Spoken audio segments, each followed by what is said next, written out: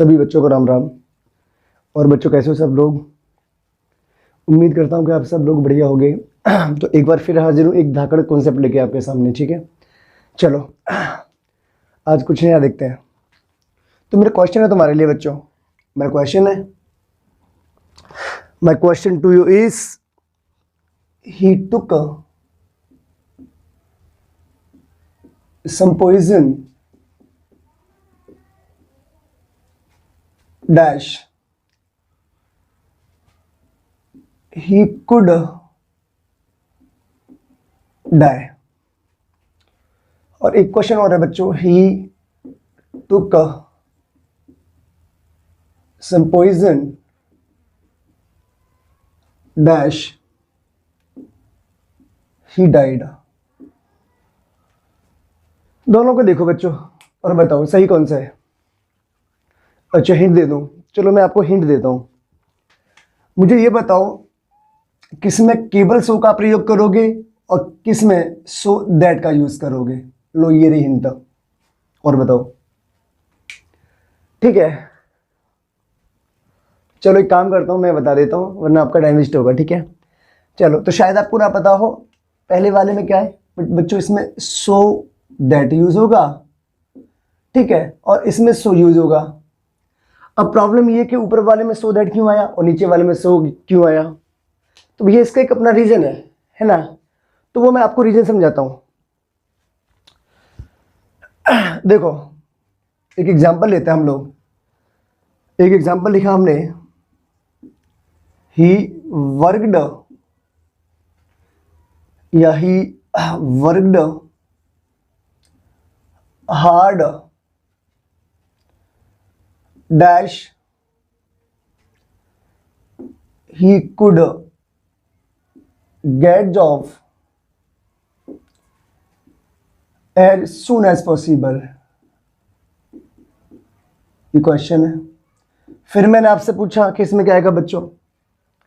ठीक है, अब इसमें बच्चों के बड़े डाउट्स रहते हैं, मैंने देखा हुआ है सो में और सो दैट में। तो छोटी सी बात समझ लो बच्चों, यहां पे आएगा सो दैट। क्या आएगा बच्चों?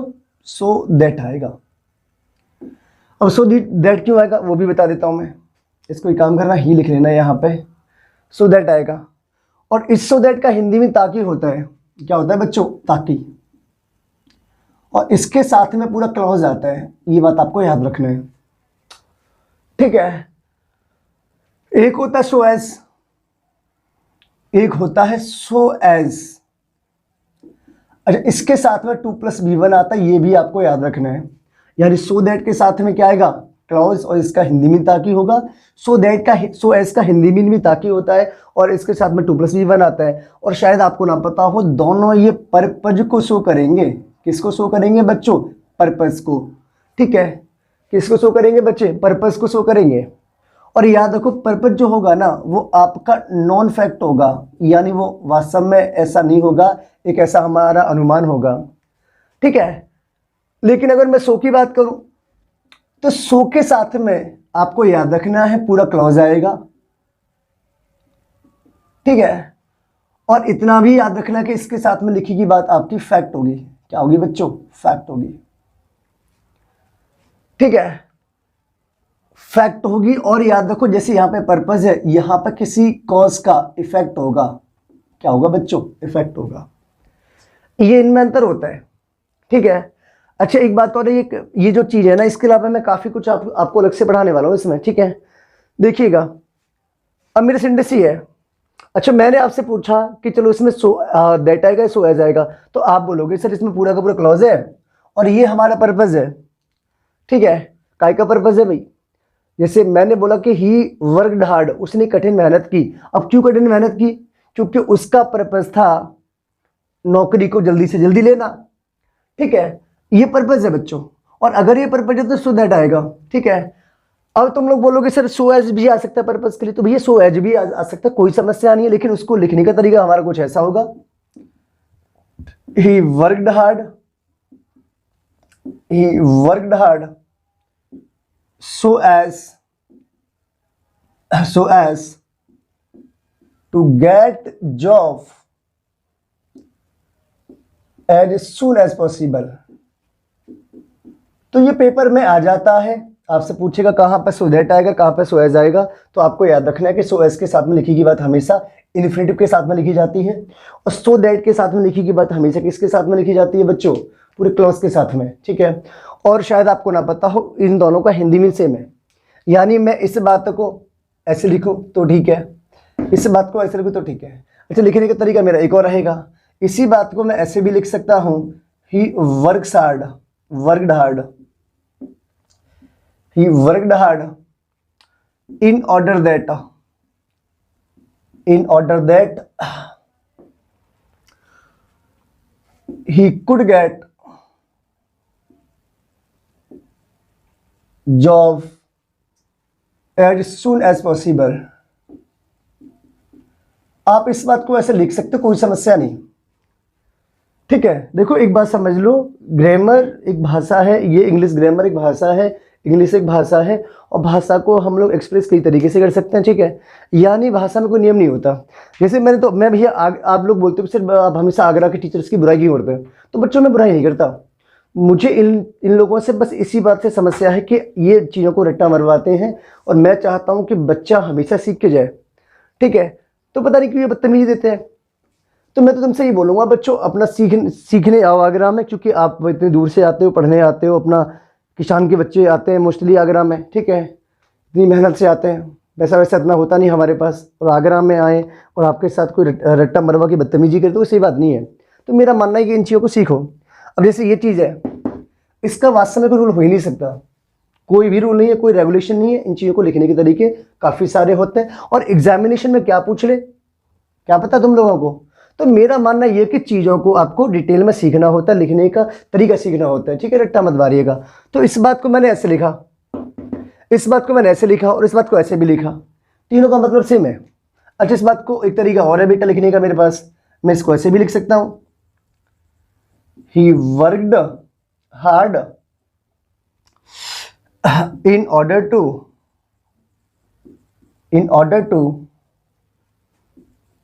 get job as soon as possible। तो इसका हिंदी मीन भी सेम है, यानी इन चारों का हिंदी मीन सेम है। अच्छा, इसको लिखने का एक तरीका और हो सकता है मेरे पास, ठीक है। वो क्या रहेगा बच्चों, वो ये रहेगा, he worked hard, he worked hard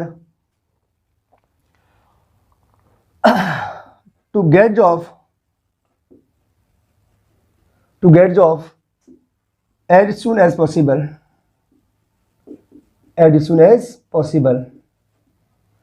ठीक है। तो एक चीज को मैंने 5 तरीके से लिखा, देखो हालांकि तरीके मेरे पास और भी हैं, एक और लिखो पक्का, तो फिर आपको शेयर करना पड़ेगा मेरा वीडियो अपने FB अकाउंट से, लिख देता हूं तुम्हारे लिए, ठीक है। चलो एक तरीका और लिख रहा हूं, और अगर आपको अच्छा लगे तो प्लीज़ मेरे वीडियो को शेयर करें, सब्सक्राइब करें, ठीक है। अगर अच्छा लगे तो, अच्छा ना लगे तो भैया तुम्हारी मर्जी, में तुमसे ज़बरदस्ती नहीं करने वाला, कोई मेरा प्रेशर नहीं है, ठीक है। एक तरीका और लेते हैं, चलो। इस बात को वैसे भी लिख सकता हूं बच्चों, he worked hard for the purpose of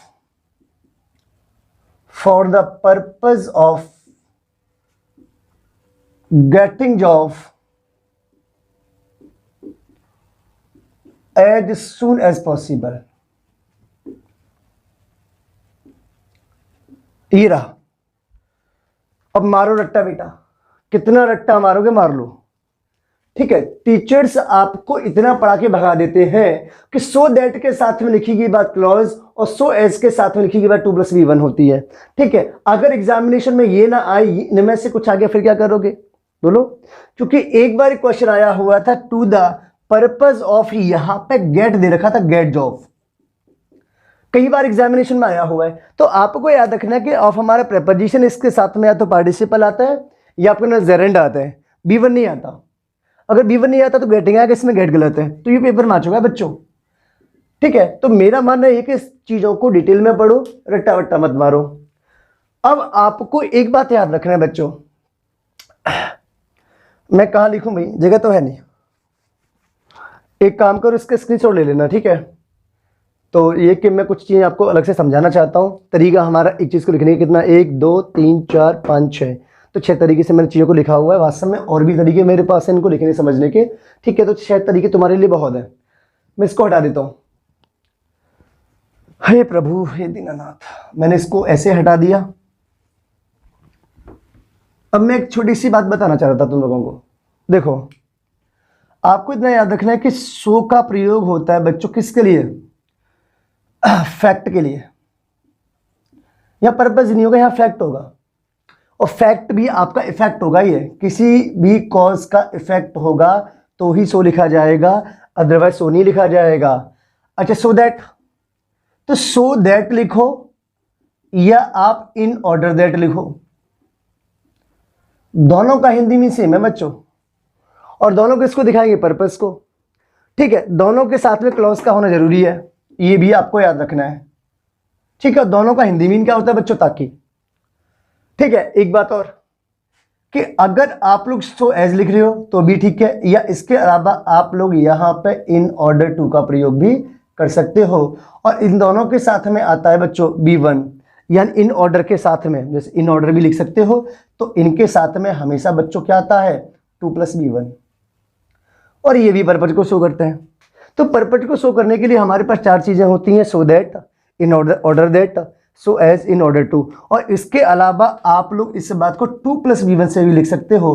और 2 + B1 आपका इन्फिनिटिव होता है, और इन्फिनिटिव भी कहीं ना कहीं पर्पज या पॉसिबिलिटी को कुछ कंडीशंस में दिखा देता है, ठीक है।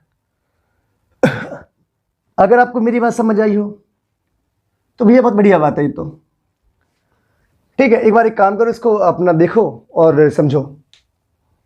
तब तक मैं एक एग्जाम्पल लिख रहा हूं तुम्हारे लिए, इसको मैं हटा रहा हूं, ठीक है।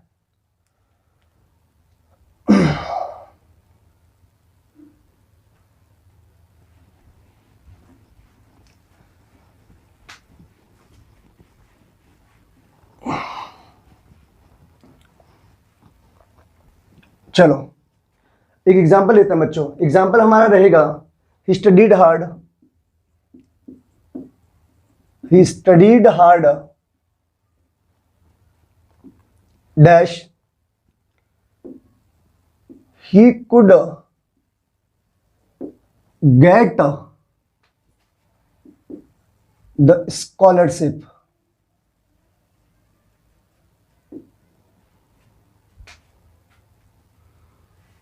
He studied hard dash, he was able to get the scholarship.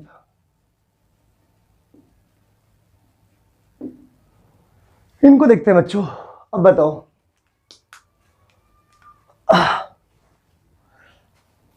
एक बात बताओ, क्लॉज आ रहा है, क्लॉज आ रहा है, क्लॉज आ रहा है, तो इनका तो काम खत्म हो गया भैया, ठीक है। सो एज नहीं आना, इन ऑर्डर टू नहीं आना, या 2 + B1 भी नहीं आना, या तो सो आ जाएगा या सो दैट आएगा भाई, सॉरी, या तो सो आएगा या सो दैट आएगा, ठीक है। ये बात आपको समझ आ गई होगी, आपके सामने लिखा हुआ है। अब समस्या है कि भैया कहाँ पे मैं सो का प्रयोग करूँ, कहाँ पर सो दैट का प्रयोग करूँ। तो इसको समझने की एक छोटी सी बात ये है, मैंने लिखा आई कुड गेट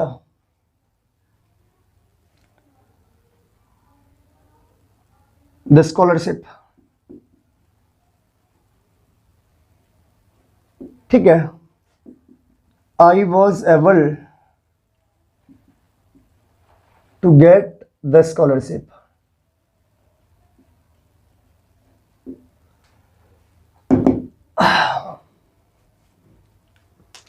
मुझे दोनों फर्क बताओ,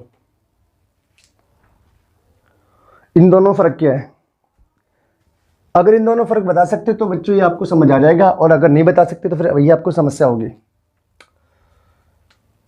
एक बात याद रखो, मैंने बोला ही स्टडीड हार्ड, उसने कठिन मेहनत की, इसलिए वो क्या पा सकता था बच्चों, स्कॉलरशिप।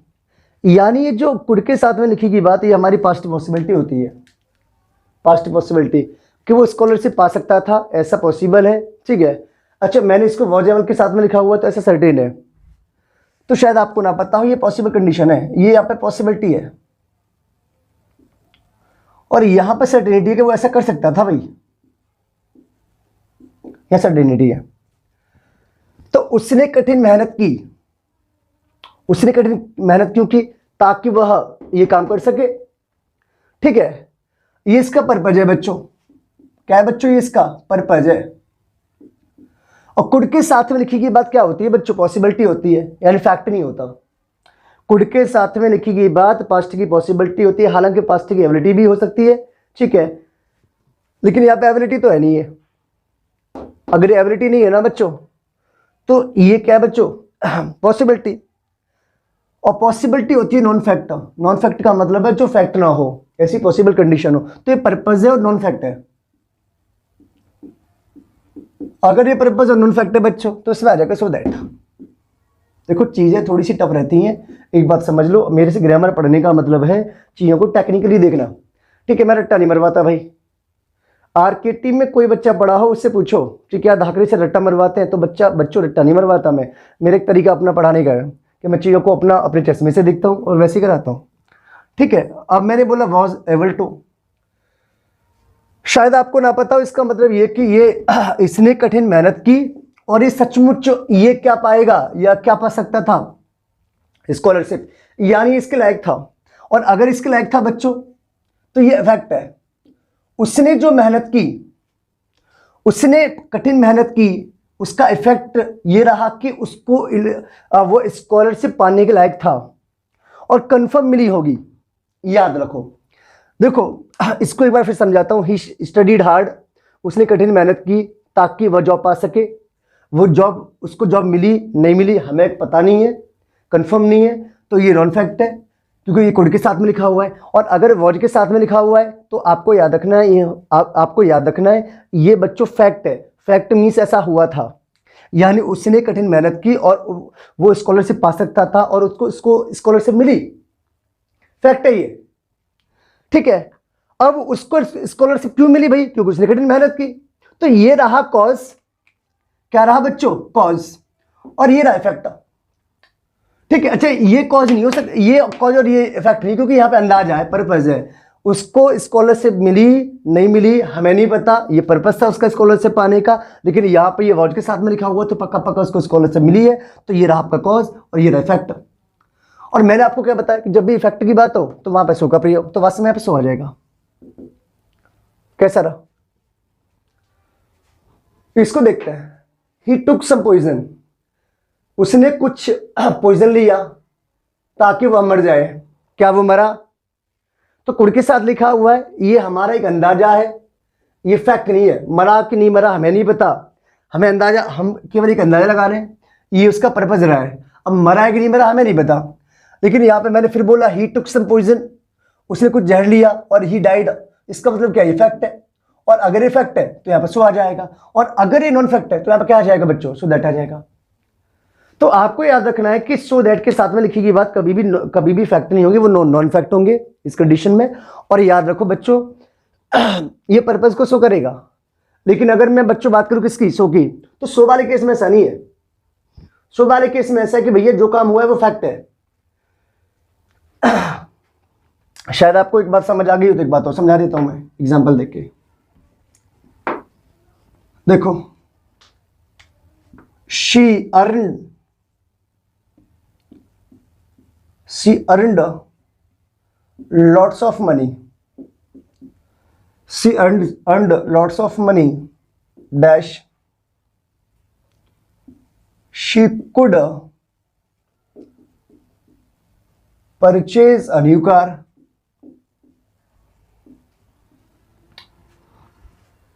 हाँ Radhe Krishna. she earned lots of money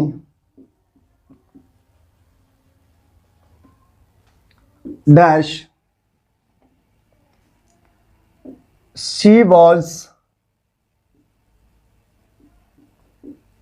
able to